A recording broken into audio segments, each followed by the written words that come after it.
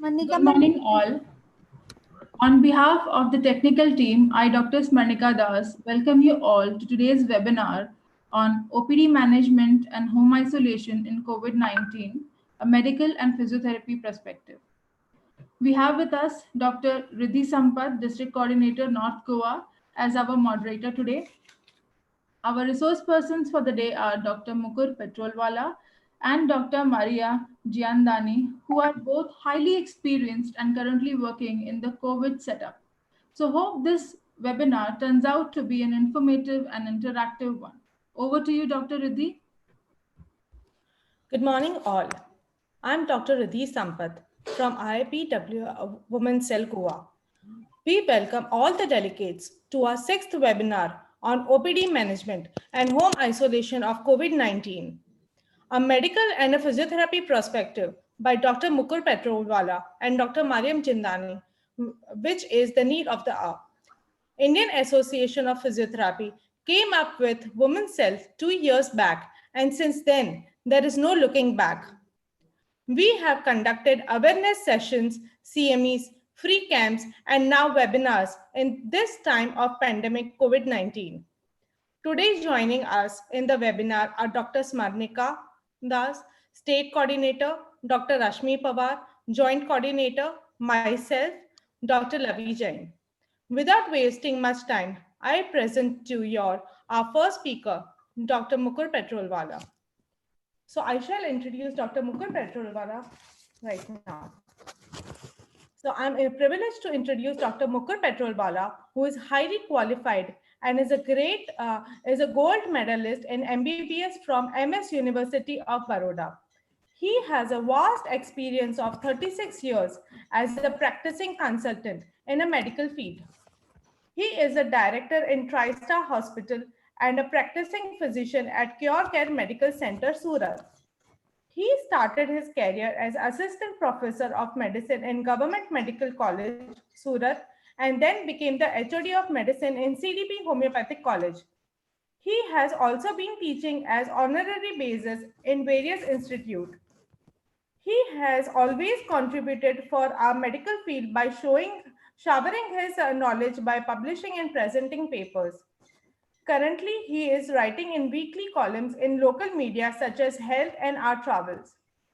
He has also taken up the responsibility of presidentialship of Association of Physicians of Gujarat, Surat Medical Consultant Associations, and at present, he is a member of IMA Surat Corona Action Task Force.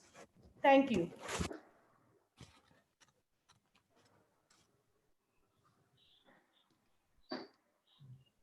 Thank you, Dr. Reddy. Should I start now?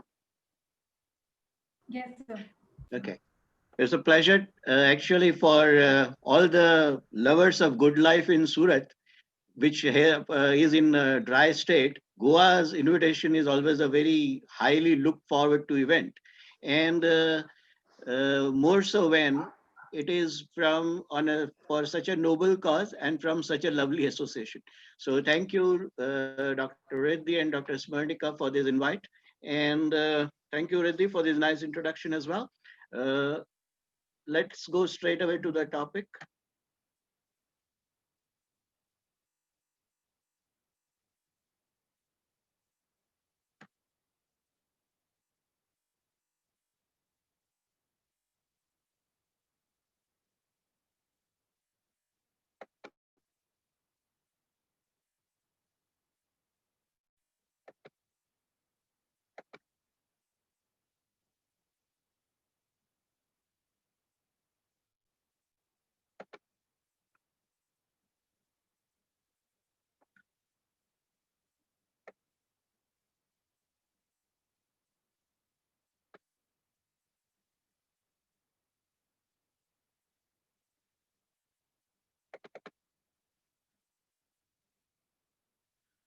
Okay, so whenever we talk in terms of OPD management, this was in the earliest step when we had problems about whether we should run our OPD. Now, most of us have passed through that stage, so I won't waste a lot of time on this.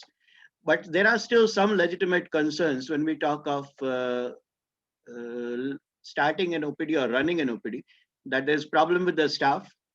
Sometimes it used to happen in early parts that our staff would be harassed or persecuted.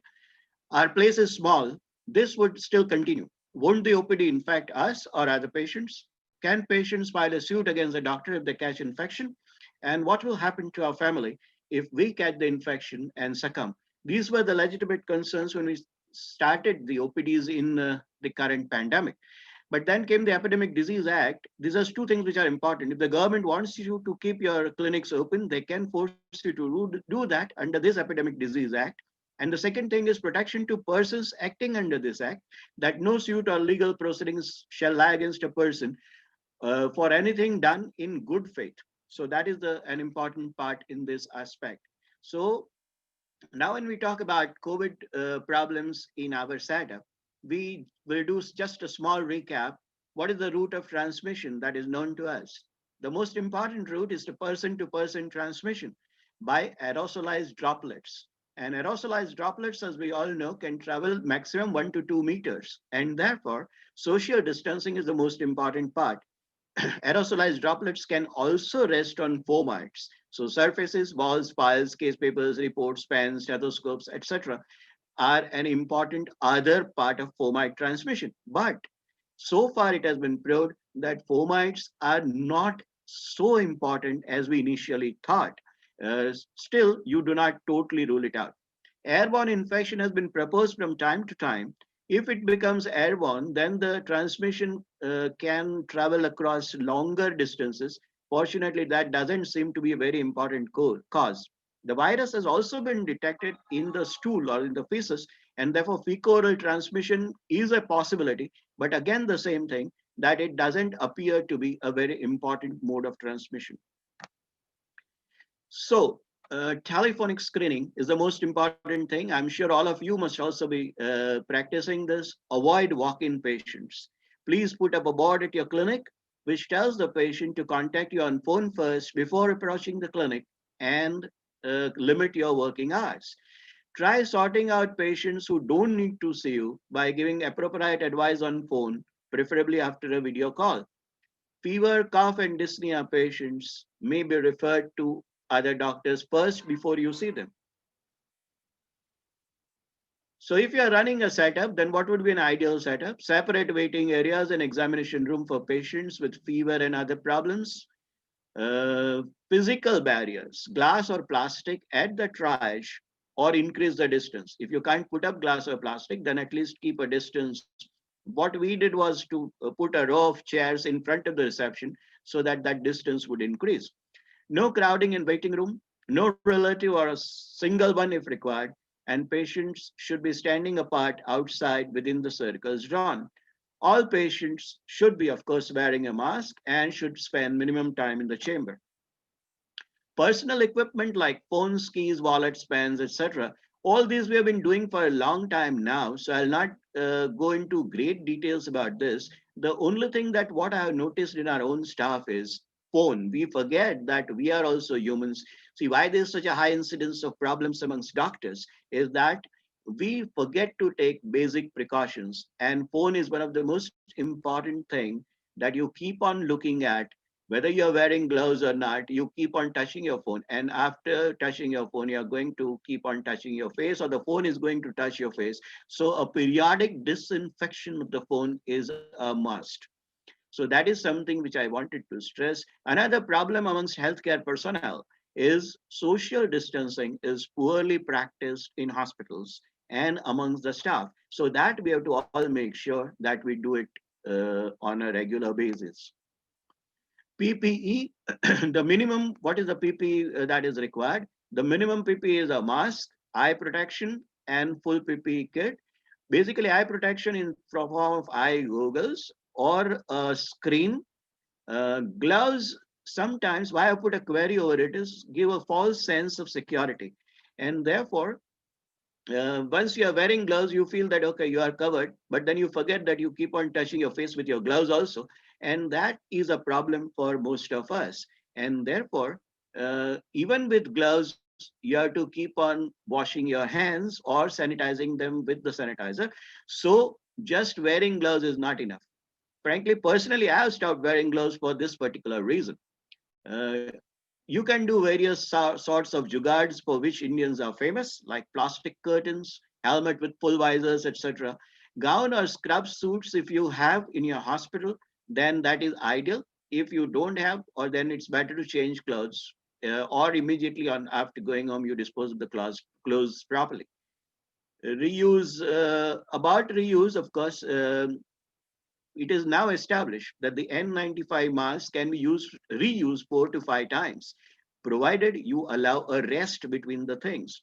So what we do is that a mask, we number 1 to 6 or 1 to 7, you can actually reuse after 4 days, but it is easier to keep a one mask for one particular day. So that we have a Monday mask, a Tuesday mask, a Wednesday mask, and then keep it in various boxes so that they can be reused. One interesting way of reusing the mask or and keeping it safely is that how do you take it off and how you take it out and again reuse it. So this way you are not touching the front of the mask. The commonest mistake that we make is touching the front of the mask. This she has put in a box and there is a label which says that this is her name. I have such boxes in my car which has the number of days written on it. So that's a very nice way of managing the mask.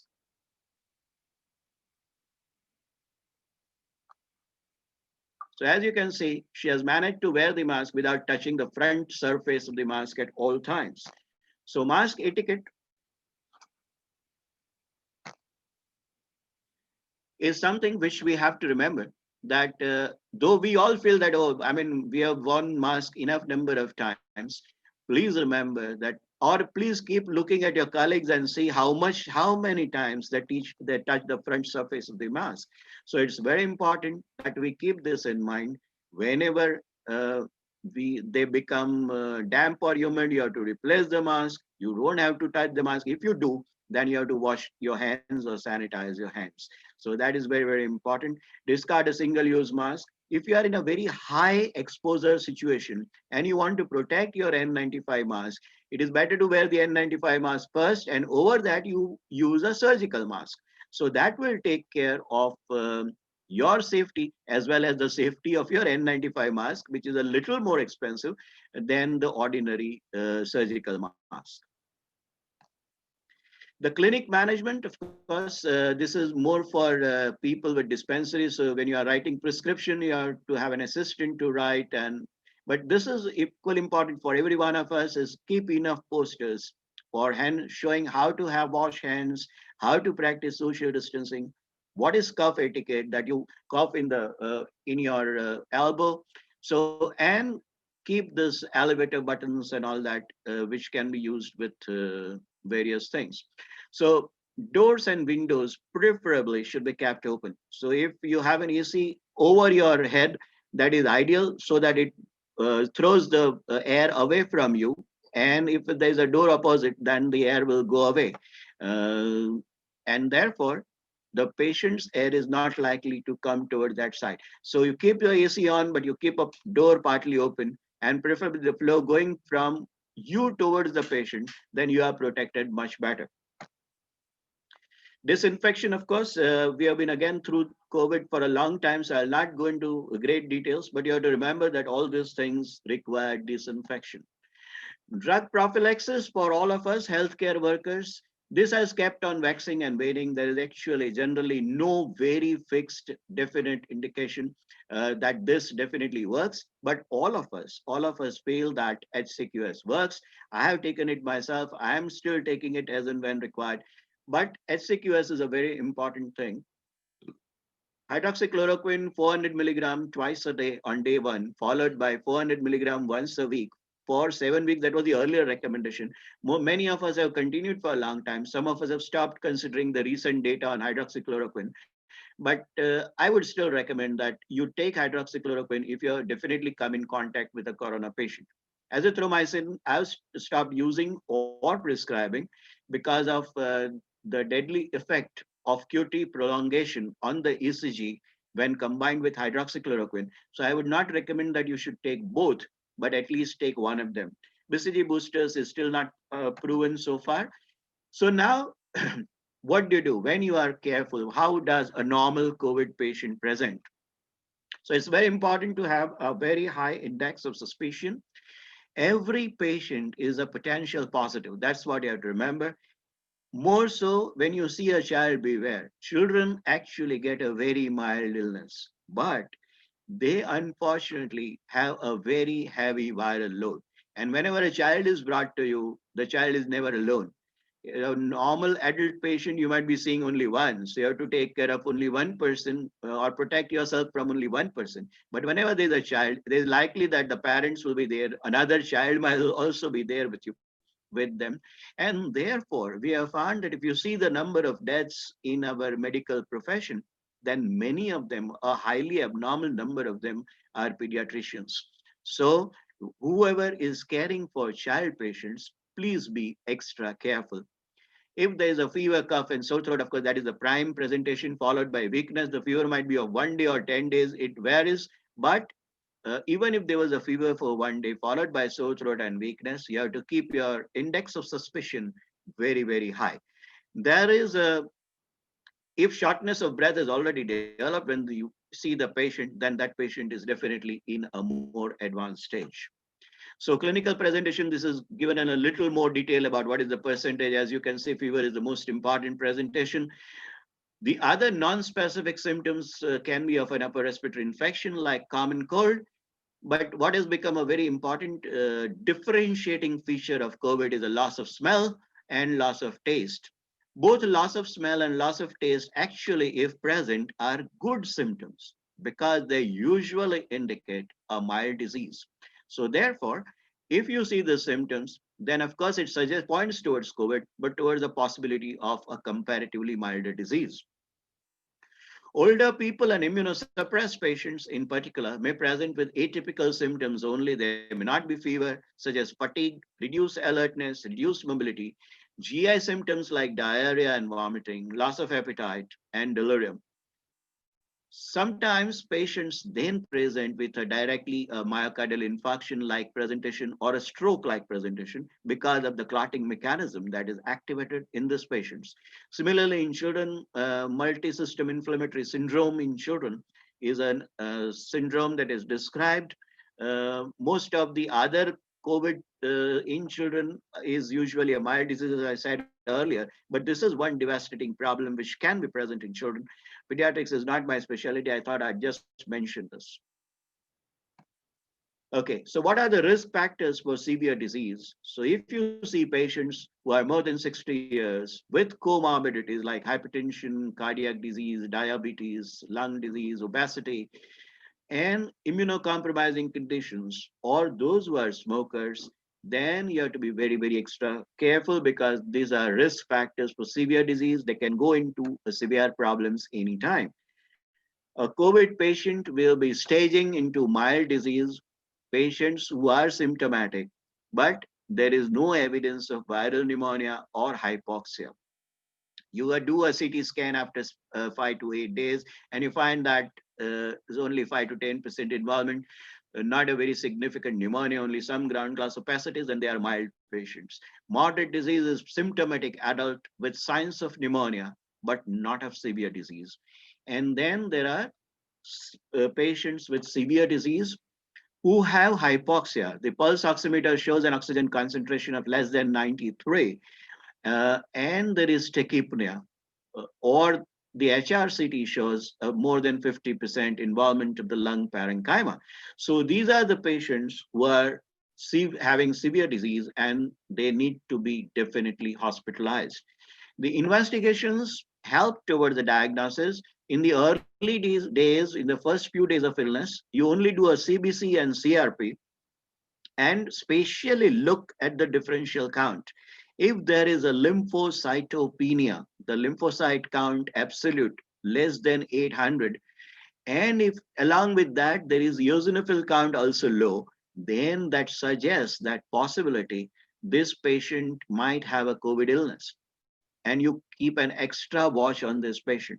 What I usually do is that when a patient calls me up and says I have fever and sore throat for 1 day duration, I'd ask for a CBC and CRP. And if that is pointing towards a possible COVID, then I would ask them to get an HRCT done between the 5th and the 8th day. The HRCT scan of the lungs is usually not helpful in the first few days of the illness. So don't be in a hurry to get a CT scan done. Get it done only between the 5th and 8th day of illness, and that would show a maximum positivity. If available, RT-PCR test or a rapid antigen test should be carried out. You have to remember two things about this. RT-PCR or rapid antigen, both of them have a very high specificity. So if they are positive, usually the patient is positive. But the sensitivity differs. The RT-PCR is positive in 60% of the patients. So there is 60 to 70% of the patients. So there is a 30 to 40% chance that even if the RT-PCR is negative, the patient might have corona. Similarly, for rapid antigen test is still less sensitive. It might be positive in only 40 to 50% of the patients. So that is the problem with rapid antigen, that a negative rapid antigen does not rule out corona at all. Both the cases, again, to stress, if both the tests show positive, then the person is definitely positive. The other tests that we might be doing to judge the severity of the illness are ferritin, LDH, D-dimer, and interleukin 6. These are the tests that we carry out to see whether the person is having a severe problem. And if elevations of D-dimer, if it's more than 1,000, that's more than twice the upper limit of normal. If the LDH is more, the troponin or ferritin or CPK are more than twice the limits of normal, then it is very important that you believe that this patient can have very, very severe illness and therefore should be hospitalized absolutely. CRP, I just want to stress one thing. Here I've shown that the normal range is less than 8. In Surat especially, we have found that all the laboratories have different standards of upper limit of normal. There is a national chain, Metropolis, and I'm sure you must be having one Metropolis lab here, there also.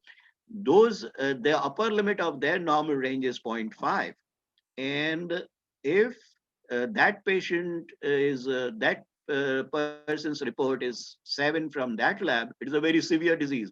If it is 7 from other normal lab where the upper limit of normal is 6 to 8, is not a problem at all. So you have to be very careful about asking what is the CRP and from which lab, or what is the upper limit of normal for that particular lab. So if you do that, then you're not likely to miss a very severe illness. Decrease in absolute lymphocyte count I already talked about, and management. So now the final portion of my talk is how do we manage at home? And so home care now we practice in almost 80%, or probably now even more, because Surat is now seeing comparatively milder cases over the last 10 days or so. Till then, all our hospitals were full. We had no beds available, and it used to be a Herculean task to arrange a bed for your known patient or for your critically ill patient. So we even started a system of hotels, where we would keep mild to moderate patients at risk, and they would be treated there by a nurse and a doctor, and emergency oxygen facilities will be available. Hospitalization will be restricted to patients with hypoxia, persistent cough and fever, severe anxiety, and comorbidities. So these are the people we would admit. And so what is the home care advice that we give? That the person should be in isolation. If you have an separate room with bathroom facilities, then that is the ideal thing for that person. So that person can be isolated in that particular manner. If sometimes it happens that one or two or the whole couple who is actually active is suffering from corona positive, the parents are still apparently not affected, then you do what is called a reverse quarantine, so that you isolate those people and let the people who are otherwise supposed to be working for the home management carry on with that work. So that is, but isolation is important. The most important thing that you do is the SpO2 monitoring. So everybody has to have a pulse oximeter. Fortunately, the price of the pulse oximeter has fallen very, very significantly. And therefore, it's very easy to basically monitor oxygen concentration. What is very important is that you not only monitor, but you also tell them what the problems are. So one is monitoring has to be using the middle finger. And then if sometimes it might happen that during a particular time, the oxygen concentration might be slightly low. If the person keeps on having the oximeter for a slightly longer time, the oxygen concentration comes back. If he's afraid within a short spell of time of, oh, it is 90 or 91, then he almost stops breathing for some time and it might still fall one or two. But then if it comes around, it remains mostly above 94, 95, then this patient can be safely treated at home. Other thing is, we also need to tell the person that he has to do a 5 to 10 minute walk test daily inside his own room and then test the oxygen concentration so that you can unmask happy hypoxia. What is happy hypoxia? You all would have seen some patients where the oxygen concentration is 90 or below, and the person does not feel any symptom. He does not feel breathless. And therefore, when you ask such a patient that you should get hospitalized, they are incredulous. They feel, oh, why do we want to get hospitalized? He is very comfortable. Please understand, one of the reasons for avoiding hospitalization is, of course, the high care cost of COVID care in these patients. But then, happy hypoxia, remember, is very, very important to diagnose. And if detected, you have to treat these patients in the hospital only.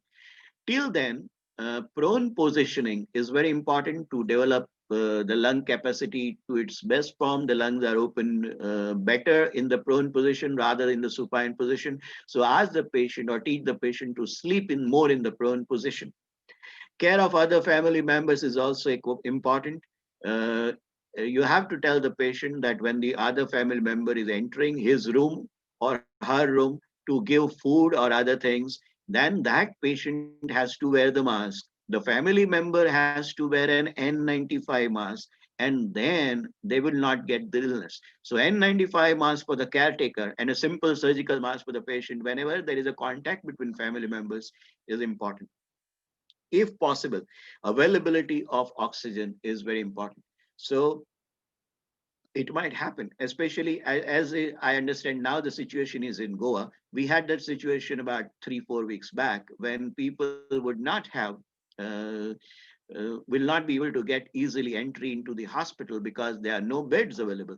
Then we would advise the patient that availability of oxygen at home to take care of the emergency situation. Please remember that if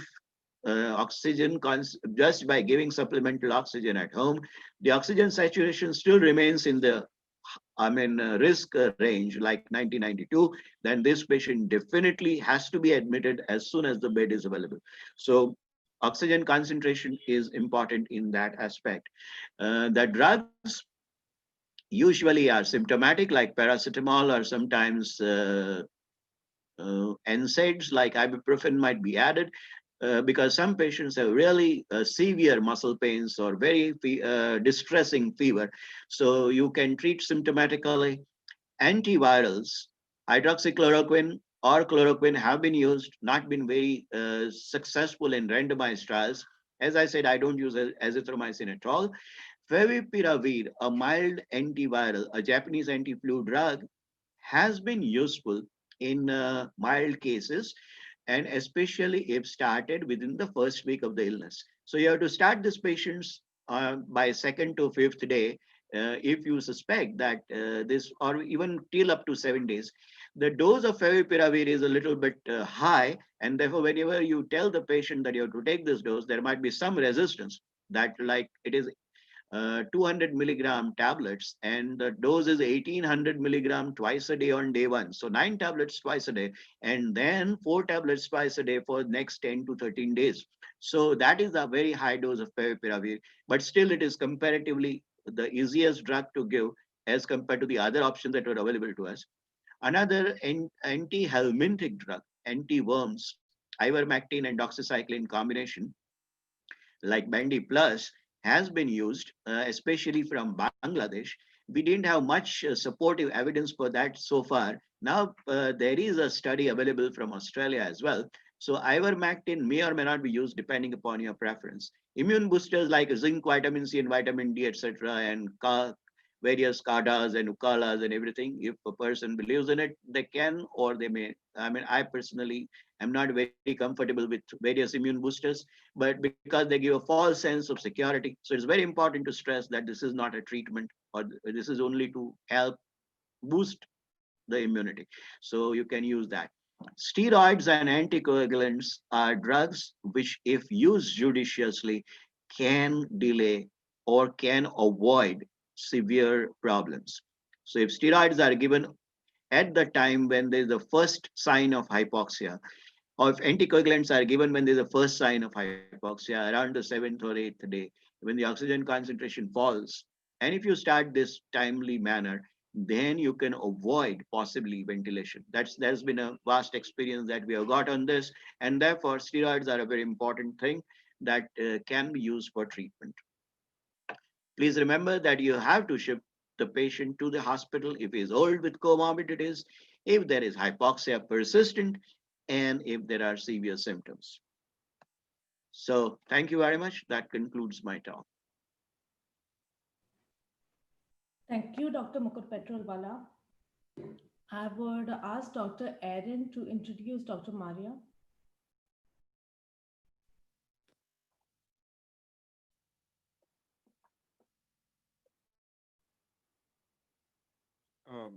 Hello. Um, I would like to introduce second speaker of the day, Dr. Maria Jayandani.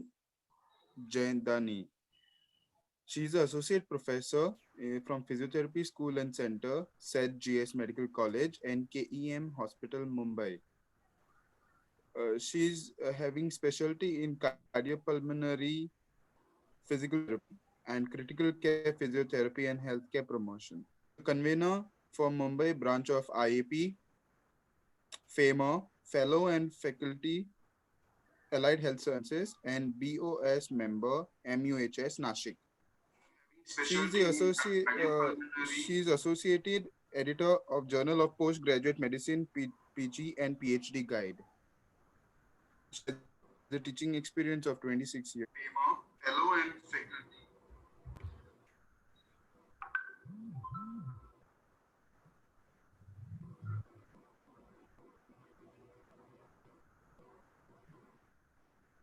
Can I start? Yes, ma'am. Okay. Thank you so much, Aaron, for the lovely introduction. And before I begin, I would like to acknowledge all my patients who have given me this opportunity to serve. All the physios who have made a big difference to the quality of life of patients. And I thank them for sharing their experiences and photographs. My mentors, my dean, Dr. Hemant Deshmukh, my COVID in charge, Dr. Salagre, HOD, Professor Iyer, and last but not the least, IAP Goa, Smarnika, Riddhi, and Dr. Reshma. And I also thank Dr. Mukur for such a lovely presentation. And in such a simplified manner, he explained the details that I'm sure you had a lot of take homes from there. Just revisiting the facts a bit. COVID-19 or Corona, as it was called, was first case was detected in Kerala in Jan. And by the time we were not so much aware of what is happening around and what was it like, and our all routines were, just as they were. And then we started seeing progressively more cases coming down, where it was declared as a pandemic on 11th of March by WHO. We found the transmission moving so much that Maharashtra and Mumbai were the worst hit affected. And from Jan 30th to 27th August, that I was looking at the statistics on the India against COVID-19, we had more than 3 lakh confirmed cases and more than 60,000 deaths, out of which Maharashtra was 7 lakh, active 17, discharged 5, 5 lakhs and deaths of around 23,000. So a huge number, and a lot of them in Mumbai. And Goa, where I was just looking through, Goa is confirmed 15,000, active 3,300, discharged 11,000, and deaths 165. So what we saw from a high mortality, we saw the mortality is coming down, a positive look. We found the number of patients recovering and going home are improved. With the advances, the literature, the research that is going on, we have medicines that are being made available. And there have been shifting norms to who can be home quarantine, who is to be hospitalized. And again, Maharashtra has changed after seeing the mortality occurring more in the young, after about 50 years of age, has shifted the people on home isolation. If anybody is above 45, 50 and has got comorbidities, should not be kept at home. So the norms have recently just been changed. So these data continuously keep on telling us what's happening around the world and what's happening in our own states and the neighboring states. The impact on physiotherapy services is very important to understand. As physiotherapists, we are always in close contact with our patients, be it in the hospital, be it in the OPD. With the declaration of pandemic and the subsequent lockdown, almost all the clinics were closed. There were no home visits that were taken. The primary issue being safety of the therapist as well. All routine non-COVID work was reduced to emergency in the hospitals. We were seeing only base ICUs, the emergency surgeries that were being done.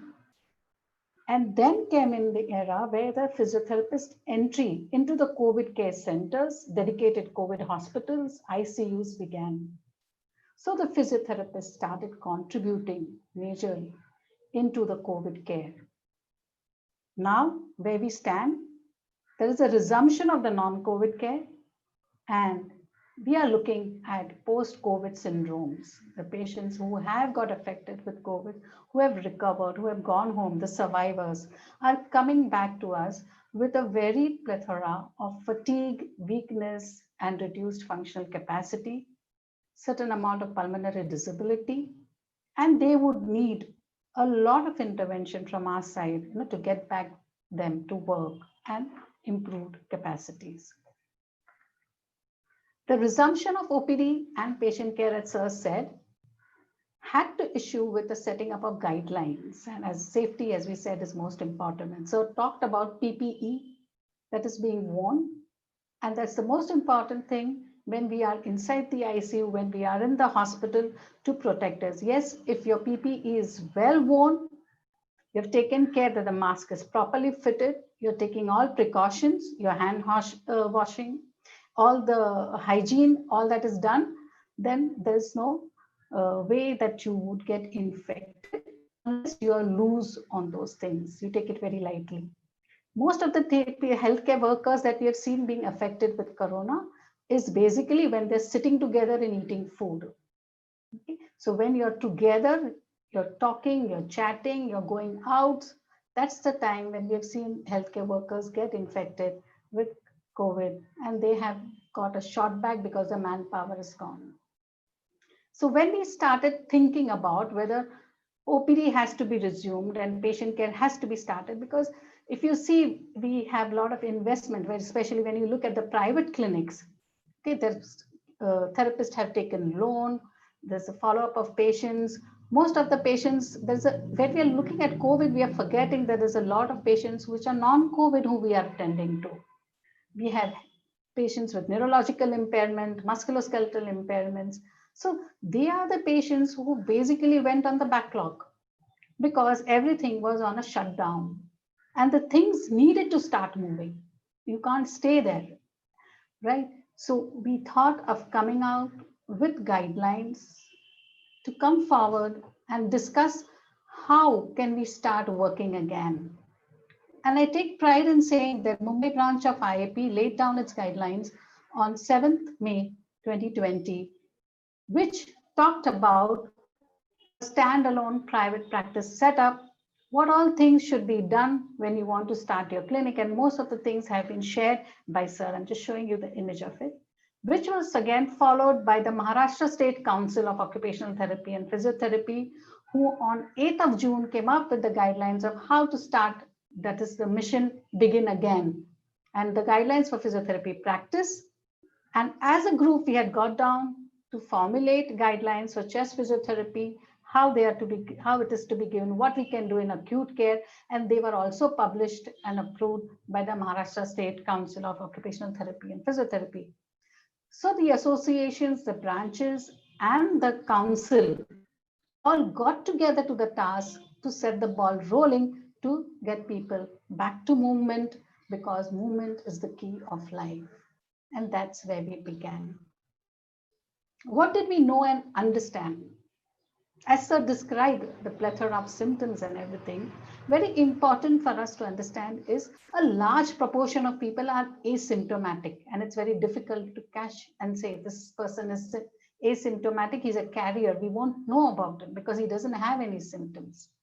We come to know about it only through close contacts, or when the person is positive, and through contact tracing that you identify, the swab is taken and he turns out positive. So they are asymptomatic positives. 80% of the infected people, they recover without complications. So that is again a good news, that they don't land up into the moderate severe category requiring the ICU admissions. But yes, there is a chain of events that occurs as your body is fighting, and there are reactions which are called a cytokine storm, a systemic inflammatory issue that comes up, and the person can suddenly deteriorate. So even those who are in the home isolation, even those who are into the COVID centers, they need to be observed, because a deterioration can occur, and it is generally seen to occur in patients with a lot of comorbidities. So this is one thing that always should be in your mind when you have just begun to talk to somebody, or somebody just is asking you for advice. So you don't be in too much of a hurry to start, because they need rest and they need to be observed. The other important take home that we understood is that even in those who are asymptomatic, a proportion of people whose CTs was done showed changes in the lungs. So the lungs, though they did not have any problems, the lungs said that they were injured. So there was a lung injury which heals by fibrosis. We don't know what is going to be in the next 6 months or 1 year and what their lung pictures are going to show. That's only time will tell us how it's going to move. But the lessons that were learned from the earlier SARS 2003 and the Middle East respiratory syndrome said that there were long-standing effects that probably took a long time. It took 7 years, in severe people to return back to normal. So they need to be followed up, they need to be observed, and we need to be vigilant. With that, something that is a red alert is a highly infectious nature of the disease. It's not like a COPD, or it's not like an ILD who gets an acute exacerbation and you're treating them and things, right? So a person who doesn't have a primary, any other system impairment also is a highly infectious person.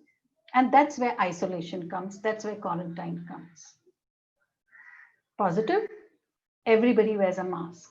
Sir highlighted the importance of N95 mask, importance of the surgical mask, everyone.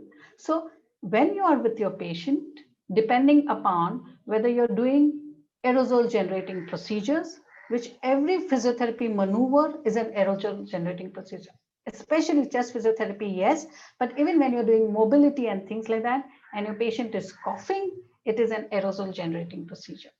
So you need to take precautions. You need to protect yourself. Maintaining a 6 feet distance, that is social distancing, whether you are into the clinic or you are sitting in your own surroundings of OPD, or you're sitting in your college, in your department, it is very, very important that these social norms are being maintained to keep yourself safe. And hand washing. We have seen a lot of times that people don't hand wash regularly. Hand washing is most important thing that you need to do. And that is why if you have worn gloves, you will not be doing hand washing, because you take it for granted that you have got gloves.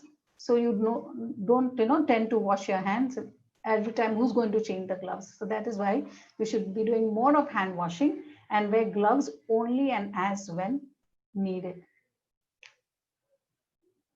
Coming to the severity cascade that was spoken about, you have asymptomatic, mild, moderate, severe, and critical.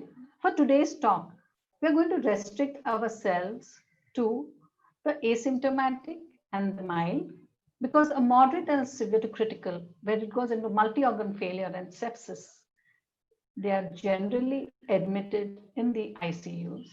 The mortality is also very high. They're dependent on modes of ventilation and higher level of oxygen support that is needed. But the asymptomatic and the mild categories are the ones that are basically put into home quarantine. So they may be depending upon whether they are having any symptoms or they have just mild flu-like symptoms that is there. They would be assessed whether they need to be put into home isolation.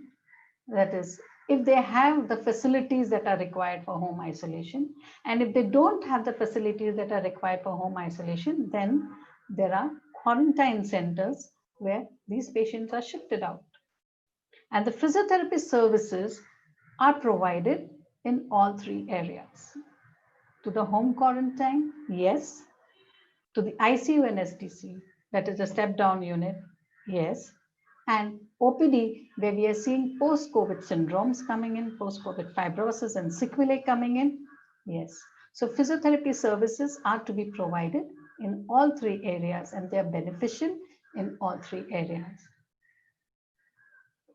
Talking about home quarantine, the images that you're seeing as NSCI and BKC, I'm sure you heard about these centers. Because we were falling short of beds, because the population number that was affected was very high, these huge grounds were converted into COVID care centers. It managed patients that had mild symptoms. It managed patients who can be dealt without oxygen, though it had 500 beds each of oxygen. There were almost more than 1,000 bedded centers. And they had physiotherapists that were employed over there by the Mumbai Municipal Corporation to cater to the needs of these particular patients. The NSCI needs a special mention here because it was the first of its centers to have 4 voluntary physiotherapists working there, and they managed things with contactless therapy. Where we are talking about physiotherapy and contact, which is being managed here through contactless therapy, where audio visuals, posters, charts, all these things were used. There was a glass screen through which the patients were communicated. Group exercises could be carried out. So these things were all being done at the quarantine centers. They are the quarantine dedicated centers of Mumbai. When we talk about home quarantine, that means this person may have facility, and knowing things how it is, you need a space, a separate space. We had articles published, we had guidelines through the Ministry of Health and Family Welfare, which said that how home isolation should be. And separate sanitation was required, separate toilets, separate cleaning of utensils, cleaning of vessels, clothes, everything. Imagine a person under home quarantine in a restricted space area has to do a lot of things within the confines of that room. We don't have big houses here. If you have a big house and you can roam around freely, it becomes a different story. But in one room, the person has to stay and manage everything. And what about the caregiver? Especially if the caregiver is a female, she has to do all the other household tasks, where we had no maids and everything. So the setback that comes on the caregiver, the psychological stress that comes out on the caregiver is equally important. Plus washing, cleaning, sanitizing, everything that is there.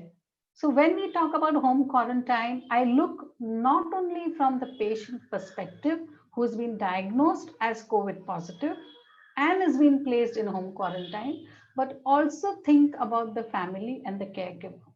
Many times it is the young who have been put in the home quarantine centers because they can be managed. And as Sir said, you would have parents over there, the elderlies that are there over there. The impact on the elderly becomes totally different because their whole movement is now going to get restrictive. So it sets in a cycle which looks into a lot of aspects that you're looking at. Unpleasant experiences, a lot of discomfort, there's stress related to the disease. We heard so many things. There is an inevitable consequence that they think of, that they could lead to something called as death, which people cannot predict. And a lot of thinking of security of the parents, probably security of the children, keeping things safe. So it sets in a cycle of thinking, anxiety, anger, stress, all this related with physical inactivity, because you're not allowed to go down for a walk. You have to move around in the confines of that room. Most of the time, the person is either on the phone or is on the laptop or tries to do something activity, but the mind has to be occupied into different things. Food, the caretaker, whoever is the family member, always takes care to give the good nutrition amount of food, but still there would be certain amount of unhealthy habits that may come in up. So it overall leads to an unhealthy lifestyle.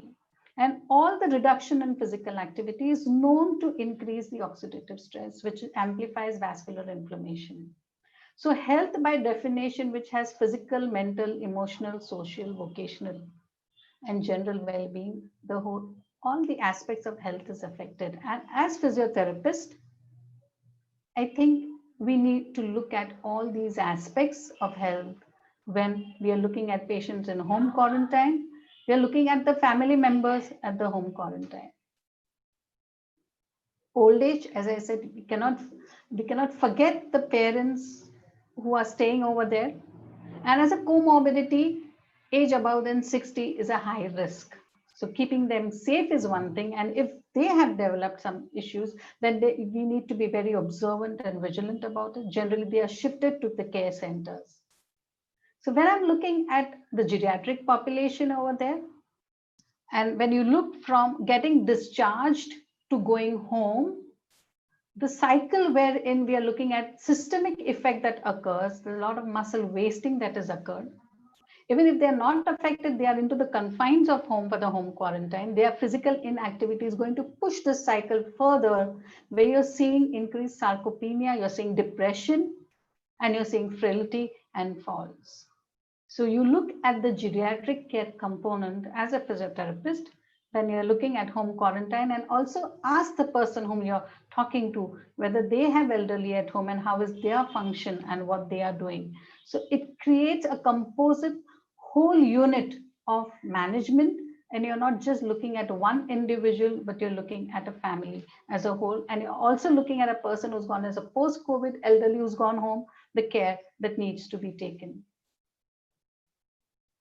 We know this sentence, right? Physical therapists as movement experts, and anything that you do, whether you're doing at the lung level or you're doing at the muscle or you're doing at the nerve level, it affects movement, and movement is what you're looking at.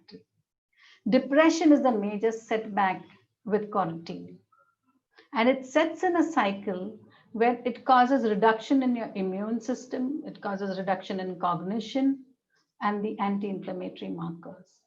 And with exercise that you're going to prescribe, you're working towards getting the system back into normal by improving the immune system, getting the release of endorphins, getting the antioxidant system in its place in order to assure healing. And that's where we work as physios to reverse.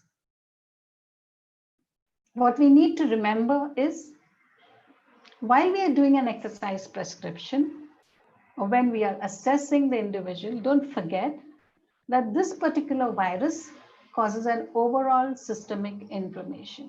So it's not just the lungs, though it's known to predispose the lung. If the acute lung injury, it begins from there, that the lung has been targeted, but it affects the muscles, it affects the pancreas, it affects the digestive system. So there is a multiple system involvement, including certain amount of alertness. We have seen it's getting affected, cognitive impairments we have seen. So these things all matter while exercise prescription is concerned. Those with comorbidities are at high risk, so you need to go very slow. We have seen increase in blood glucose values, especially in those patients who have been admitted because of the involvement, maybe pancreatitis and all. So we have seen the sugars jumping to 700, 800 while they are in the hospital, and it stays till they come back. So post-COVID, when you're looking at them, you need to have a look at these things as well. Loss of weight and muscle mass is very, very predominant. We find them very weak. They have complained that their legs tremble when they walk. Fatigue is present, just walking 50 meters, 100 meters, the patients complain of fatigue. So when they're coming back as post-COVID, those who have been admitted, they have a predominant symptom of weakness and fatigue, which does not allow them to go ahead with their functions. Loss of sleep, they have nightmares, reduced immunity, and obvious psychological distress. So while planning programs, all these components need to be looked into. And we need to keep eyes open, whether we are treating somebody who's been home quarantine or we are treating somebody who's come back as a post-COVID for hypoxia, and as Sir mentioned, happy hypoxia.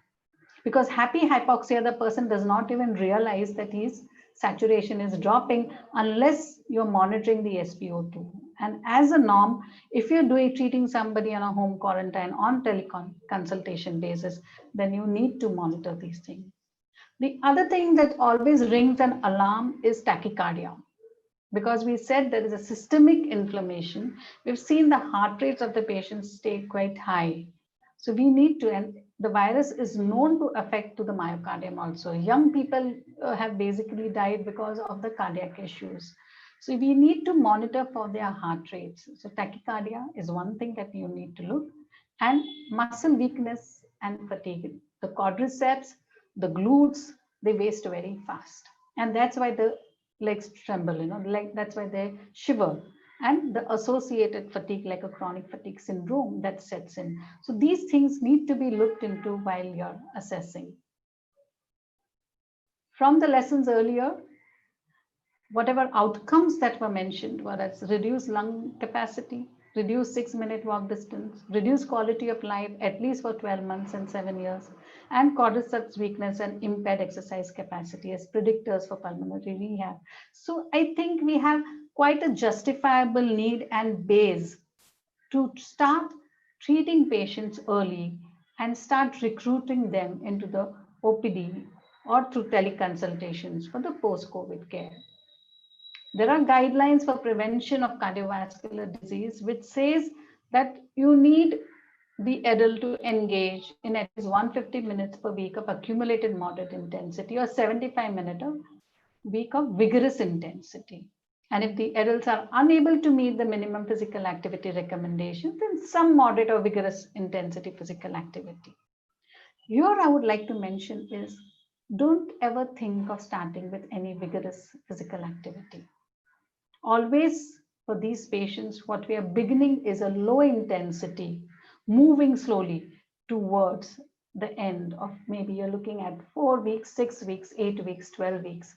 And that's where you're looking at the moderate intensity workup.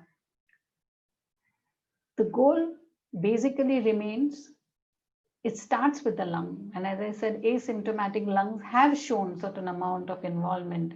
You need to improve the lung, you need to improve the functional capacity, and you need to reduce the fatigue.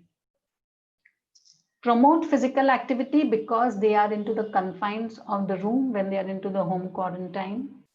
That leads to deconditioning. I have known patients who have been going to the gym very regularly, had good physical capacity, could do so much of push-ups, weights, everything, and corona, home confined for a period, and they have lost their muscle mass. They've actually lost the capacity of lifting weights. So it deconditions to that particular level. Safe exercise prescription, because we don't want them to desaturate, and that is why I said that you need to observe, you need to monitor them. Promotion to return to work and leisure, reduce stress and anxiety. That's very, very important, because the fear of corona and the fear of COVID is so much. The fear that they may infect others is so much that it is constantly playing on their mind. and that needs to be reduced, and alleviate and treat whatever impairments that you have assessed as cognitive, neuromuscular, or pulmonary. While they are in the home quarantine, or while you want to look at post-COVID, teleconsultations and tele-rehabilitation right now is the key. It's not possible to have one-on-one unless you have a streamlined OPD with proper appointments, proper consultations to see them. So the best thing to start off with is teleconsultations that you can have. So within their homes, what can they do is what you need to look at. Do they belong to the vulnerable population? Because then you need to be more vigilant, and they're basically children, pregnant ladies, elderlies, those with comorbidities, they become the vulnerable. Do they have any symptoms? Because as long as symptoms are there, I would advise do not start with any exercise protocols, but basically what you can do at that point of time is more of relaxation. We have a lot of tools of relaxation with us. Don't go for Jacobson's, which causes contractions, static contractions at this point of time, but you can do auto suggestions, you can do mental imagery, shavasans, all these can be done. So you can begin with relaxation and then going gradually to the phasing out of exercises. So when symptoms, bed rest is basically recommended. First 2 weeks, rest and start asking them to do their own chores, like making their own mattresses, washing their own bathrooms. So this little activities when they don't have fever, when they're not into fatigue, the small activities, of course, that they do will help them to regain back the stamina. An exercise program that begins with a low intensity, short duration should be started out. We said exercise does boost immunity, but not at the time when the person is symptomatic. And exercises, if done in vigorous amount, if done for a longer duration of time, people feel that if मैं ज़्यादा exercise करेगा तो जल्दी ठीक हो जाएगा. That's not the story. If you're doing it for more than 2 hours, 3 hours, people start doing it, then it basically gets your immunity down. So immunity and the dosage of exercise should go hand in hand when we're looking at improvement of immunity. So begin with short programs, begin with low intensities, short durations, and progress slowly. Incorporate physical activity as much as possible so that adds on to the volume of the met values that the person is doing. It adds to the volume of components of mobility that the person is doing throughout the day. You can start with breathing. That's the most important thing. Most of the people we have seen do not use the diaphragm to recruit. So you can begin with diaphragmatic breathing exercises for them, those who are in home quarantine or when they come back. Start recruiting the diaphragm again. Show them how it's to be done. You can start with a lying down posture. Go gradually to the sitting posture. Yoga pranayam, fantastic, can be added to it. But same time, you have to insist that do not use your shoulders, do not use your accessory muscles when you're doing it. It has to be done through the diaphragm. The training and recruiting the diaphragm is very important. Meditation, relaxation. As I said, that can be added. And then you start adding all the body exercises. You all are all physiotherapy experts. I need not tell you what exercises are to be added.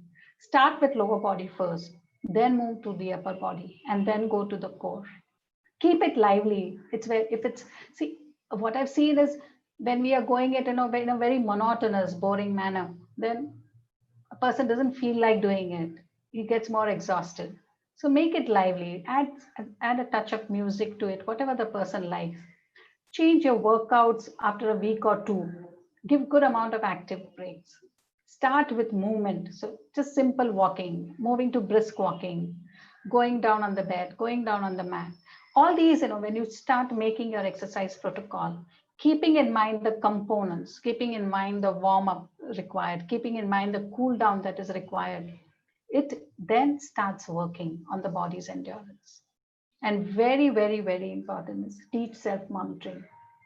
You are not there in the physical presence to monitor the person. You have to teach him how to monitor, how to go about, how to understand the saturation, how the pulse ox is to be worn. If the pulse ox is not there, then to understand the own sense of breathlessness. All these things are very important to teach the individual. And in that case, why breaks are important, why pauses are important, why hydration is important, why good nutrition is important. All this also has to be educated to them.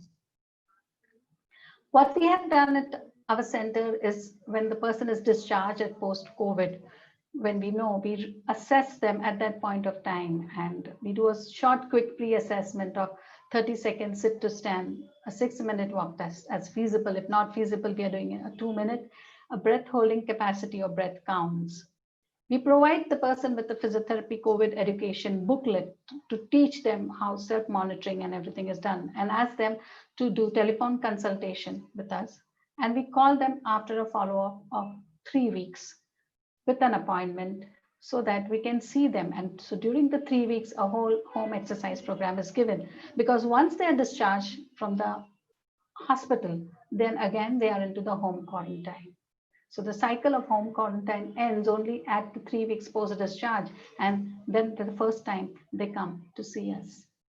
The patient education booklet talks about the positionings.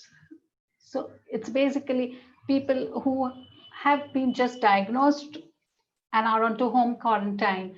For them also, we tell them to follow the prone positioning. So they can keep changing their positions. It goes through a cycle of prone, lateral, decubitus positions, and then propped up position, the basic CARP protocol as needed. So prone for as long as possible, minimum of a position to be maintained for at least 30 minutes. We teach them diaphragmatic and pursed lip breathings that they are doing at home. And while they're doing the exercises, they're alone in the room. They don't wear a mask. The mask is worn only when somebody is present over there. And while they're exercising, we have told them, instructed them to remove the mask and do it in isolation. Even during telephone consultations, the mask is told to be removed, because the mask is a protector as a barrier for the other person. We don't want patients to suffocate inside the mask if they start increasing the intensity. So they are told about all the exercises. Active cycle of breathing technique is basically indicated when we feel the presence of secretions are there. So in that case, we teach the patients active cycle of breathing techniques, and they are asked to follow it up. Spirometers is with the post-COVID patients who have been admitted, have gone home. So they have taken the spiros and they're doing spiros as a home remedy. And inspiratory muscle trainers are only for those who can afford it, because spirometers are basically cheaper. The coach ones cost something like 500, whereas if you look at IMTs, then they cost around 2,500. So you need to take into account the affordability and everything in mind when you're prescribing or asking any instruments to be bought, plus sanitizing those, cleaning those things, they all play a major role there. So we have to keep those in mind before prescription. We begin with the simple lower extremity exercises, as I said, because they complain of a lot of weakness. They complain of trembling limbs. So we begin with simple, basic working functional training for the lower limbs. Simple sit to stand can also be given as an exercise component to them. So you look at addressing the flexibility, the strength, the balance, and the endurance. And when you begin, we don't increase with the repetitions. First, we need to understand whether they can do it. So we start with a repetition of around 3 to 5, see how they are doing it. If they're comfortable, then progress further, then go to 10, then go to 15, then go to set 2, from one set to the other set. So the progression pretty goes slow, and that also takes time. So by the end of 2 weeks, till the patient has settled down and it's better, he's able to do at least one set of 15 repetitions before he comes back to you. They're giving instructions in walking. So we tell them to walk at least 10 minutes to begin with. Those who can comfortably walk for 10 minutes, they're told to increase to 20 minutes and take rest pauses as needed. Frequent walks, so at least 3 times in a day. And they are given the exertional scales with the smileys, so them to understand where they need to stand. At light is where we want them to move, because we don't want them to go into fatigue. So we are generally going a little slow with them in the initial phase of the disease. And this is like a compulsion to practice relaxation and meditation. We have audios, so we pass on the audios to the patients on their mobiles. They hear them, they're with instructions. So they have give reported that they do feel much better after practicing relaxation, and that is generally done twice in a day. Cough etiquettes and hand washings, it's very, very important. As I said, almost all physiotherapy maneuvers are aerosol generating. So in this case, even when they are doing it over there, we always ask them to cough. So they should learn the cough etiquettes, how it is to be done, because when they cough, the droplets are going to move much more further. So whatever is the furniture around needs to be sanitized.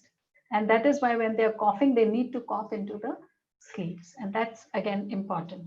Repeated hand washing is always stressed, because that's the first thing to keep them safe and keep us safe as well, and the remaining family members. So they are given all this advice as to how things are to be done in the form of a booklet, and that's what they go ahead. The tele-rehabilitation can be done on video calls, WhatsApp calls. I mean, I was talking to my colleagues and they were telling me that, okay, we do WhatsApp video calls and almost every session takes around 45 minutes for them, that they're doing. People have used Zoom nowadays more. First, it was Skype. Now Zoom is being used much more and people are doing Zoom calls. Zoom group calls are done for patients, who are comfortable, they're good enough, they don't have any desaturations or anything. So 3 or 4 group sessions are taken on Zoom. So all the concepts of tele-rehabilitation, this is the time to apply to get all your patients back into exercise zones, to get your patients back to improving your functional capacity. Telerehabilitation has been used in survivors of stroke and cardiac patients and found with a good success. So COVID has brought in now the era of telerehabilitation, where we used to have face-to-face, we have moved into the zone of telerehabilitation. And I think that's the mantra of the day, that you need to begin. You can't wait for the patients, to wait for you to take them in back. But you have to make a start, and the start is through this. So these are a few videos courtesy of my colleagues who have been doing, and they have shared how they have been doing the TheraBand exercises, spiros, making them, teach them how to do with the resting positions. And many of these patients are even on oxygen. So at home oxygen therapy, once they're discharged, some of them need it. So they have been all doing it on that, and it's possible to do it via telerehabilitation. In the OPD setting, when we are calling patients back, as Sir emphasized, it has to be again with pre-screening, keeping in mind of relapse also. Appointments are allotted, and so that there is not much waiting. So only call by appointment. Practice social distance norm, sanitize whatever equipments that you're using. At times we use a lot of things.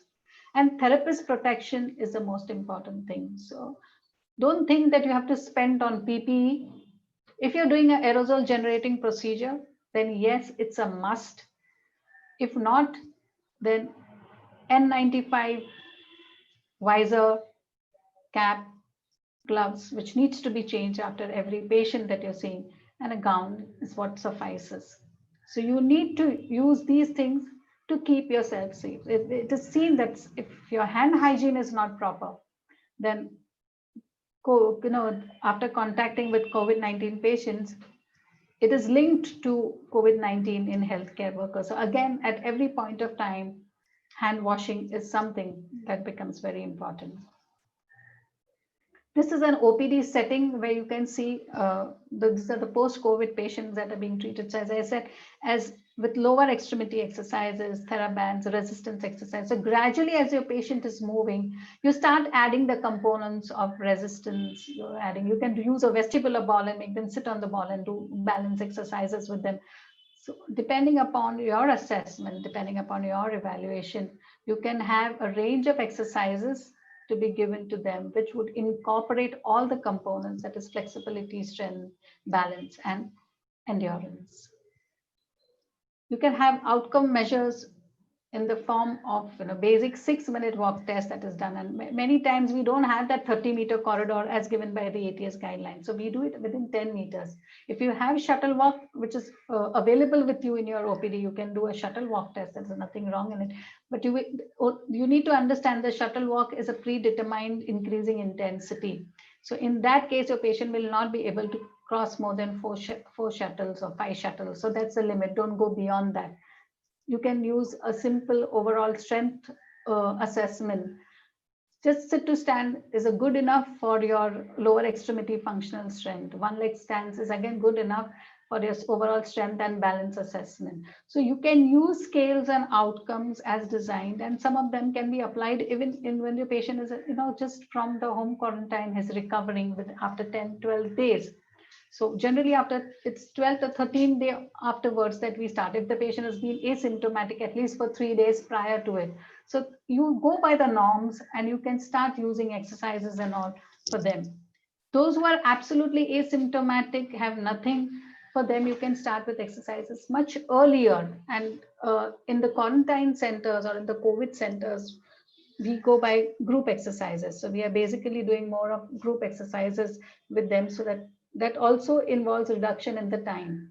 The therapist contact time is very important. So in these centers, when we are looking at them and we can monitor them, so you need to isolate, you need to screen, you need to understand which patients you want to take it into the group form. They're all done with a good amount of social distancing. So the norms are always there to be maintained. You can't do away with the norms, and they're here to remain for a very long period of time from today. So that's what you need to practice. The concerns that I look at still is we are not aware of the duration of the contagion. There's still studies which are looking at it, timing of development of immunity, whether individuals can be reinfected, whether they remain contagious for weeks after the test is even negative. People have said that they found the virus shedding till, even after 21 days or even at 40 days, but not necessarily that virus may be an infective, it may be a dead pulmonary fragment, but still, it's with queries in mind. So we don't know about what it is. We don't know whether COVID-19 patients may still have corona even after all the symptoms have disappeared. So that's what every patient that we take, when we don't know whether he's a COVID patient, it's always a suspect corona positive. And when they have had corona gone away, we need to look at the safety of starting the exercise prescription, especially when you're moving into the intensity, which is a moderate towards going ahead. Associated cardiac is seen in these patients. So to be on the safeguard, it is always better to rule it out, talk to the physician, talk to the doctor, find out whether the cardiac evaluations have been done and what is it like. And when you get a green signal, you can just go ahead with it.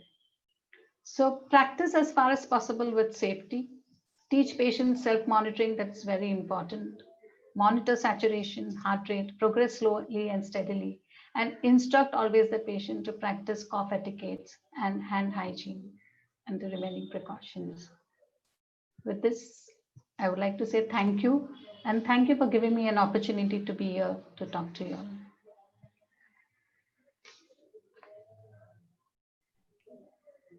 Thank you, ma'am. So participants, now we are open for question answers. You can put your questions on the chat box. Okay. So I'll go ahead with the question. So the first question is by Imruti Rekha Mohapatra. She is asking, sir, as a healthcare professional of someone exposure to the suspended care, then how many days symptoms appear, not having any?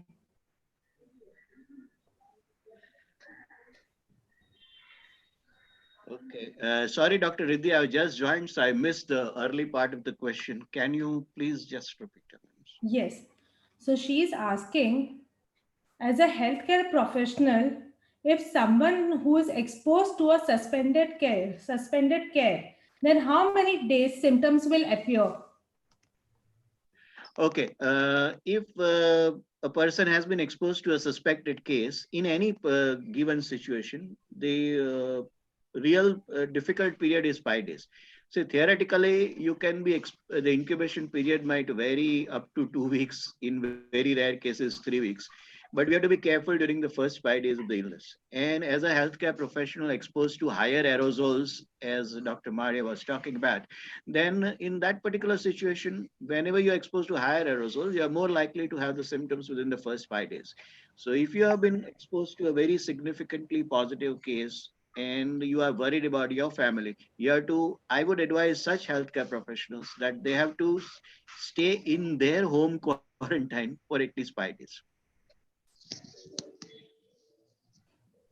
Okay. Thank you, sir.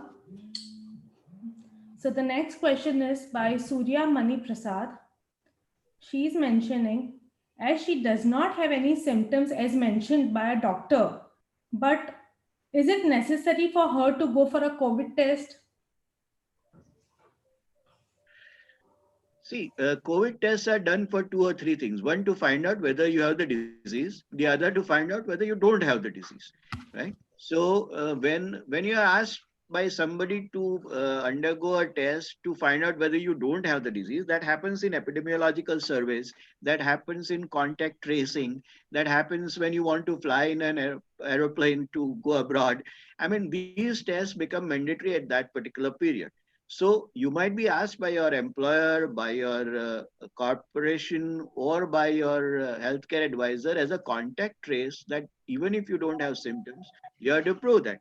For example, if you are, we in our hospital, we are divided into basically two units.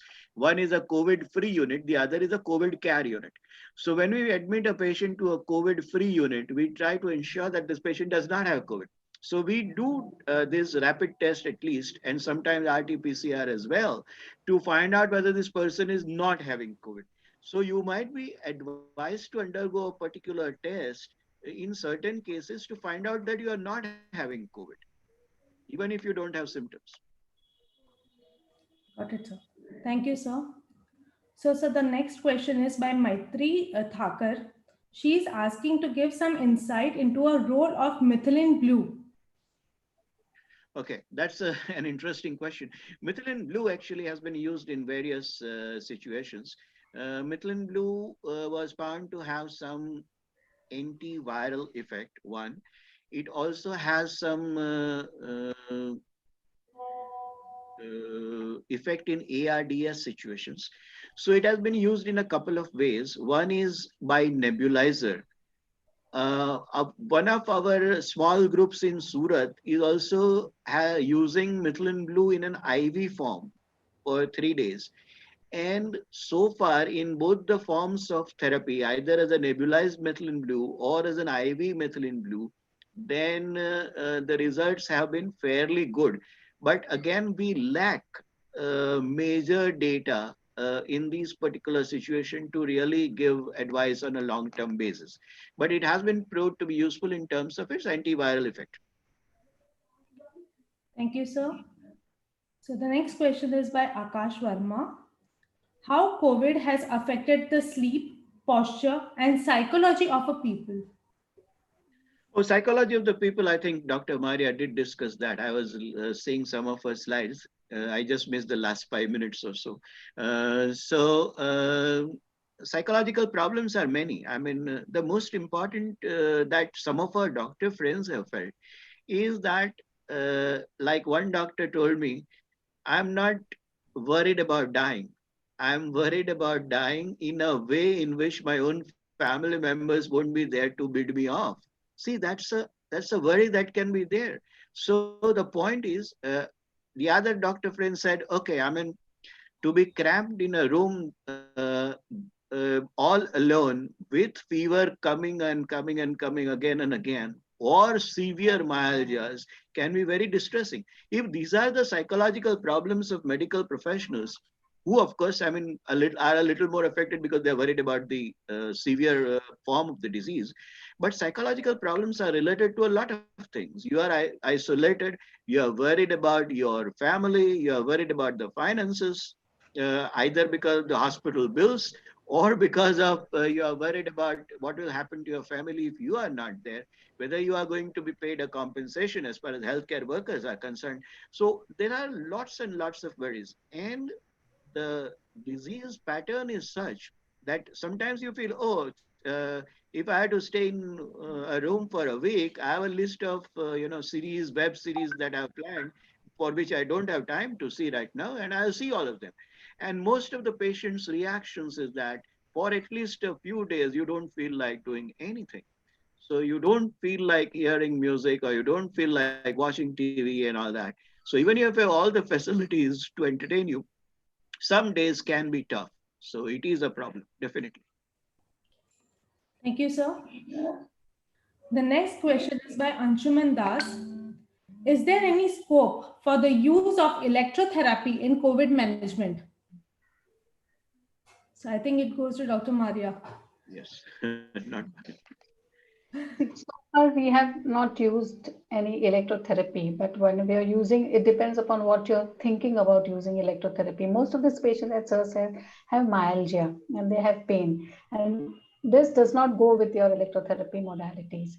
If you're thinking about or talking about neuromuscular electrical stimulations that are basically used, in the ICU setups, again, that because of the issues of sanitization and all, we have not been taking them. We are not using these electrotherapy equipment. So far, there is no data as of to the use of electrotherapy equipment. But after 2 weeks, if you still feel that your patient has got a lot of pain and you want to use neuromuscular electrical stimulus, say your patient may be a case of osteoarthritis, some pain which is been there earlier on and has become worse because of having COVID, then you can think of restarting it, but you have to take care of how you're going to sanitize it, what kind of material you're using for it, are there electrodes disposable? So all these things then will start coming with it. Thank you, ma'am. Next question is by Meghal. How effective is PPE? How much percentage can be protected with PPE while treating COVID patients? I'm sorry, just wanted to know whether I've shared my screen because all I'm getting on my screen is my screen. So are you able to see my screen by any chance? No, sir, no. No, sir. That's why we Okay, are so able to I see. seem to have messed up in my. Anyway, I can't see you all. So anyway, the question is how effective is the PP? The PP is effective if you have taken care of that. You use a standard PPE. So that is one thing that it has to have some adequate thickness, which is preferably above 70. So 90 sort of and more PPEs are quite effective. The problem why in spite of full PPE, healthcare professionals get the disease. Okay, so that is the major problem, and the reason is that the reason is twofold. That one is that you are either exposed in a very high aerosol forming aerosol generating procedure. That is one. And second, the most important, and what I feel is the genuine reason in all these scenarios, is that you are basically becoming complacent. So complacence is the major problem. People forget that your healthcare worker might not taken, I mean, your colleague might not have taken adequate precautions. Say if you are two physiotherapists sitting in the same room, you are taking all precautions, but then during the lunch break or during a coffee break, you two of you are sitting together and you take off masks, are with each other for a long time. This is what I have observed in my own hospital. And that is the major reason why this thing happens. Thank you, sir. I agree with you, sir, because after, like we started services from 5th of June into the ICU, and we're doing all aerosol generating procedures there. And till to date, none of our therapists or at least 60 PG students have got infected because of working over there. But unfortunately, after a month, 2 months, going out somewhere and becoming a little lax, that's what has caused infection. Thank you, ma'am. The next question is by Vishal Sharma. What is the physiology behind prone positions? Okay. The what happens is when you give prone position, the dorsal segments of the lung, they are better ventilated. Okay. So as most of you are aware, in the anterior portion of the thorax, the heart is there. So overall lung tissue is comparatively less in the anterior part. So the oxygenation when you are upright is maximum in the upper portions. Okay. So that is the normal physiology. So when you are lying prone, then the dorsal segments would get more ventilation. Okay, because they are the upper portion, the air would go up, right? And therefore, these segments are much better ventilated. The other important aspect of prone positioning is when the patient is on ventilator. We have been using prone position for ventilated patients as well, in whom it is difficult to maintain PEEP in spite of, or in, I'm sorry, it is difficult to maintain oxygenation in spite of high PEEP. And in that case, prone position helps because it will help to reduce, it will get more lungs into the system, more lung areas into the system, and therefore you can reduce the PEEP and therefore reduce the ventilator associated injuries. Of course, the problem in these cases is slightly different, that the tubings and all that might get displaced, and that's the worry when you are actually proning a ventilated patient. But patients who are normal otherwise will get benefit from the prone positioning because of getting more lung segments into play. Thank you, sir. The next question is by Ria Hile. She is asking, are there any after effects of the COVID-19 infection? That is, does any other system of the body are affected even after the patient has recovered from the infection? If yes, can they be completely treated or do they have a lifelong impairment? I wish I would say yes to all of this, but not to all of them. Yes, there are complications even after the person is apparently cured. The most important and common complication that we have seen so far is the lung fibrosis. That is the biggest worry after COVID infection, that these patients come back with fibrosis of the lungs, and that is where probably you people will all come in later on with chest physiotherapy techniques and all chest lung expansion techniques and all that. So that is still a worry. There are a few drugs available for that scenario in which the person does remain slightly hypoxic even when apparently is cured, and we do start those drugs. But uh, in spite of everything, there might be some amount of lung fibrosis remaining. The second problem that the patients come up after cure is related to clotting disorders. So what I mentioned is cardiac and neurotoxicity. The patient can come with a anginal pain or a myocardial infarction like pain, or the patient might present with a stroke. And these patients are actually those who had not been given prophylactic anticoagulants for a longer period. So now the current trend is that if we have started, say, a drug like fractionated heparin, or a low molecular weight, newer drugs like Claxane or enoxaparin, actually is the name I'm looking for. So if we have started these drugs and given those injections for a few days, we continue to give oral anticoagulants afterwards. I usually give oral anticoagulants for almost a month after that to prevent such complications. And the third major complication after COVID recovery is psychiatric. Patient still feels weak, patient still feels anxious, and there was some mention about some tachycardia and all that. There are other things like people who keep on got used to or addicted to the pulse oximeter, sort of. Everyone keeps on checking. I've got phone calls for people telling me, "Oh, my pulse fluctuates from 70 to 120." I said, "During what time?" During different times of the day. So isn't that normal? So that is what, unfortunately, that anxiety or anxiety neurosis that develops does to a particular person.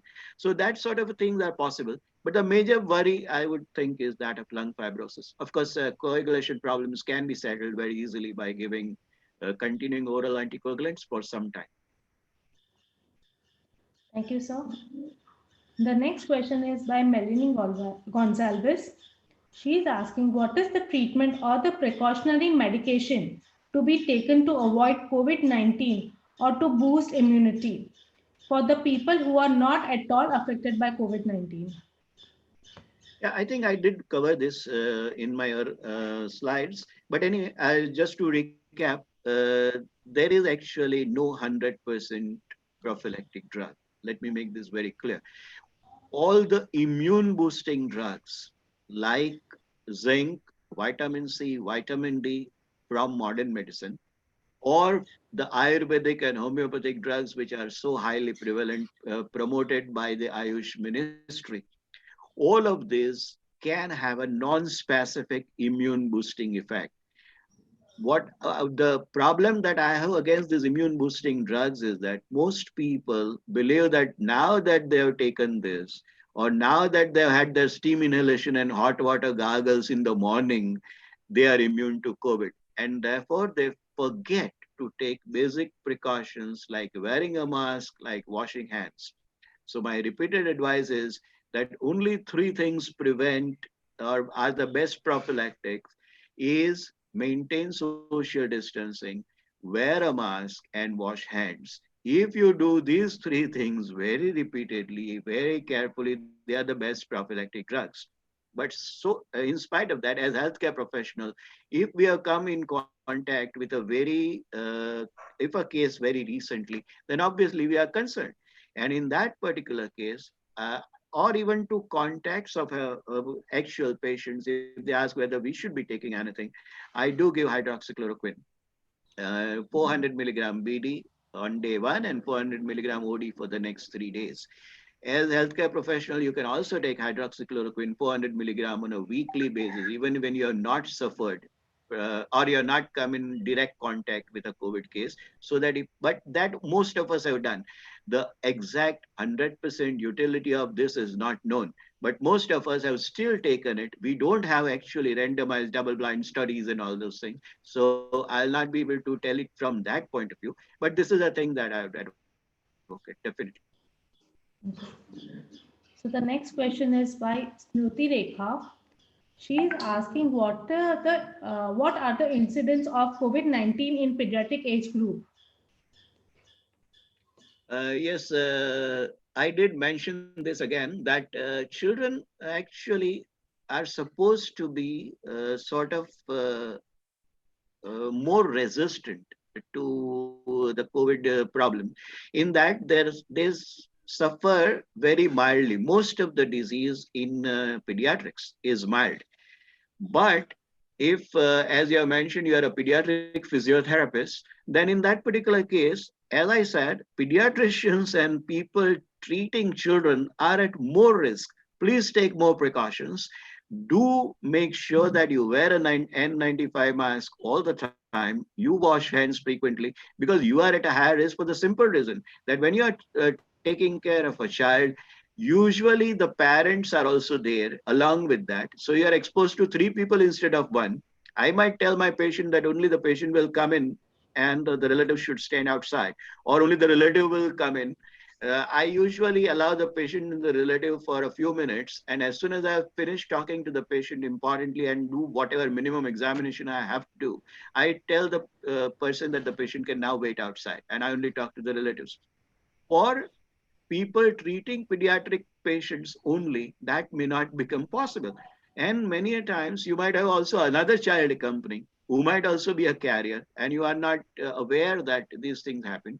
So usually the COVID disease in children is mild, but the risk to the caregiver is a little more than to the adult caregiver because of these reasons. But still, having said that, I did mention that there's a multi-inflammatory syndrome in children in which there is actually clotting in the blood vessels and there are gangrenous changes and all that. So that particular thing is the only dreadful disease. So if a child complains of unusual things like this, if there are skin blackening changes or something which you notice when you are treating a child patient, then do think of COVID, and that might be actually life saving. Thank you, sir. Ma'am, there's a question. that what is the right product to be used to disinfect physiotherapy modalities like electrodes and ultrasound probes?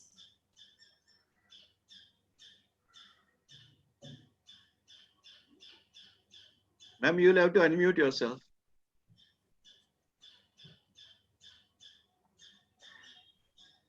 As far as possible, the electrodes that are of TENS and all that we use, NEMES, that as far as possible to use a disposable electrode. If you're using a lint pad, then those lint pads are supposed to be specific for the patient use only, and they are to be discarded. So every time you're going to use a new lint pad, what is there? As far as surface disinfectants are concerned, then you use 1% sodium hydrochloride solution for this. Now, ultrasound, when you're using, again, it's a metal surface, so you can disinfect with that, and then use distilled water to clean the surface around with it, and then you can go ahead and use it. Okay, I'll go ahead with the last question. It seems that Anushman Das is asking that there is a use of a Chinese medical personnel using USWD in contraplanar method, which will reduce the inflammation in the alveolar level. So can you give some highlight on this? We have not been using SWD since a long period of time. Now, for the use of SWD for alveolar inflammation and all, I have no clue about using this kind of an apparatus to reduce alveolar inflammation, because this alveolar inflammation is a systemic inflammation. It is not going to go with your heating modalities. So basically the rationale behind using this to reduce inflammation is only what I cannot understand. It cannot reduce an inflammatory response over there. It's a heating modality is not going to go inside your alveoli and start reducing it.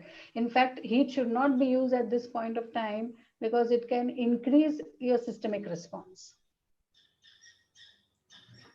It's a deep heat modality. Okay, ma'am. Thank you. So the last question is for Sir. How effective is ivermectin and doxycycline in diabetic persons with COVID symptoms? As I said earlier, ivermectin and doxycycline combination has been used in certain areas, but unfortunately, we haven't got any large-scale trials done so far. So not only in diabetic patients, in any COVID patient, I'm not sure whether how much it acts. But still, because it is a comparatively cheaper drug, not a very big problem. So we actually used it earlier when favipiravir was not available. Now, personally, my first preference is favipiravir. I don't use doxycycline ivermectin combination because we have no data so far, even after almost 6 months of the illness all over the world. I mean, earlier in China, but at least all of us have been seeing patients over the last 6 months. We don't have major data still with ivermectin, so I won't be able to comment on that. Thank you, sir. Thank you, ma'am. Now I shall ask Dr. Labi to give a vote of thanks. Yeah, can you hear me? Yes. Yeah, okay.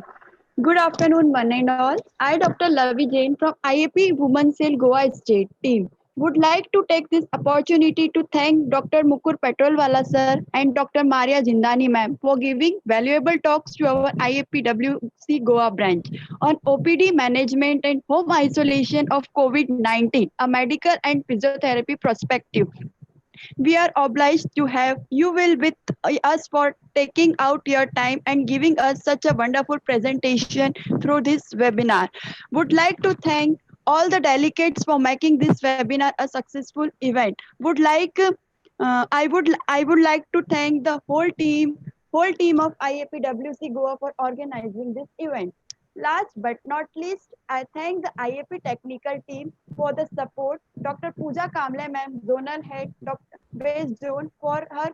Dr. Pooja Kamble ma'am, zonal head West Zone for her constant guidance, and Dr. Sanjeev Jha sir, president of IAP, and Dr. Ruchi Vashne ma'am, national head IAPWC for proving this us with this virtual platform to reach out to the entire physiotherapy community. Regards IAPWC team Goa. Thank you so much. Thank you. Thank you so much for the opportunity. Thank you.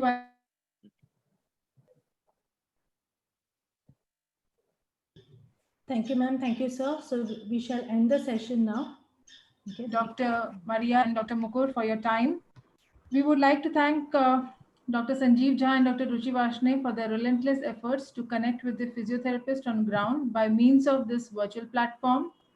Last but not the least, we would like to thank our attendees without whom we wouldn't have reached the 9K mark on YouTube. We expect your support in the future as well, for which kindly like and subscribe our channel that is IAP India and press the bell button for getting the notifications. Thank you all. Thank you.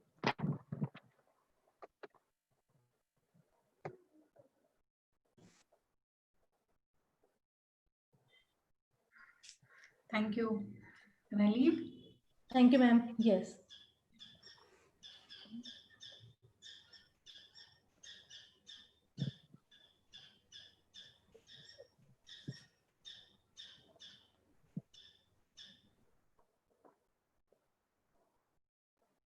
Should I leave? Nice session, but very important session, informative session. True.